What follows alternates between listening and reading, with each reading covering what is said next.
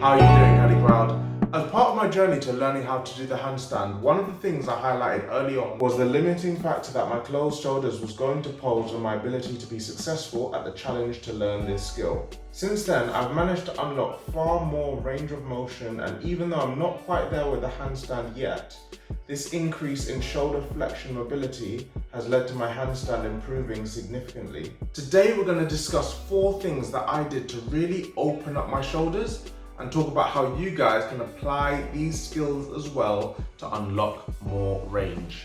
But first, if you want to be part of the Cali To The Crowd family and part of the motivated and helpful community that we're looking to build here, then be sure to smash that subscribe button and ring the bell as well so that you never miss out on a Cali To The Crowd video. Before we get into how we should open up the shoulders, one thing that we should really get into is a baseline for where we are now. If we don't know where we're starting from, we'll never know if what we're doing is improving and helping us along the way. Luckily, there's a very quick and easy way to really understand what your shoulder range of motion looks like.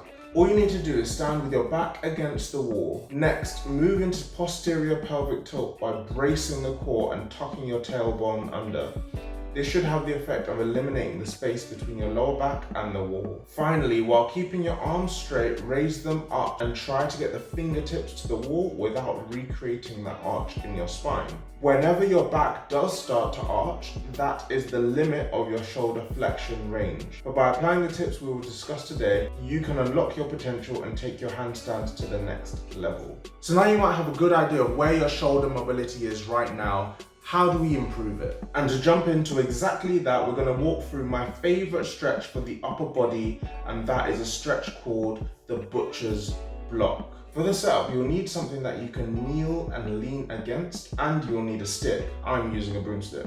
Kneel down, grip the stick just outside shoulder width, but place your elbows shoulder width on whatever you were using for your block. With your hands now wider than your elbows, what this will do is force your shoulders to remain externally rotated. Now the key thing to look out for is that you want your back to be straight and your core engaged.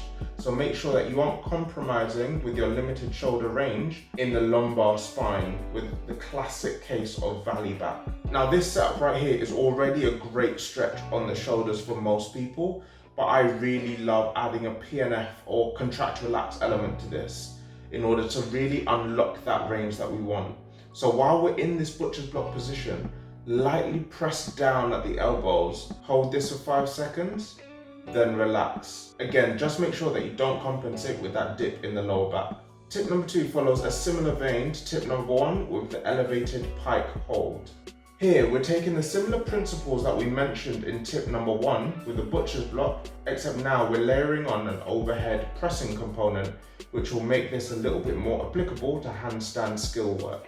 Just like with the butcher's block, we're looking to create that same straight line from the base of the spine to the hands on the floor. So engage the core and really push tall into that pike hold. If you feel that this is too demanding on your hamstrings, which may be the case, then bend at the knees, but really try to push for getting that back as straight as you can. Now, this may be one that you need to record yourself doing from the side and from the front to make sure that you're practicing it correctly. If you're new to the elevated pike hold, you'll be surprised how wrong the right way to do this feels. Okay, so the first 2 tips really start to explore that range of motion and build that flexibility. But as we always talk about on this channel, flexibility is just one side of the coin that is mobility. To really cement that range in, we need to build functional strength in that range of motion. Which brings us on to tip number 3, the ring face pull.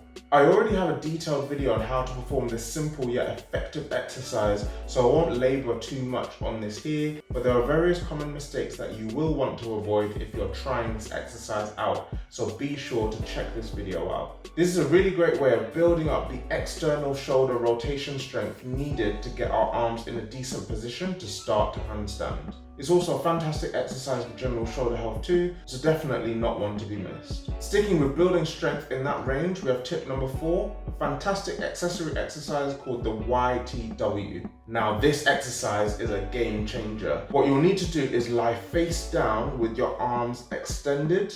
Again, shift yourself into that posterior pelvic tilt. Now, as the name suggests, extend your arms into a letter Y. Really push for that shoulder elevation.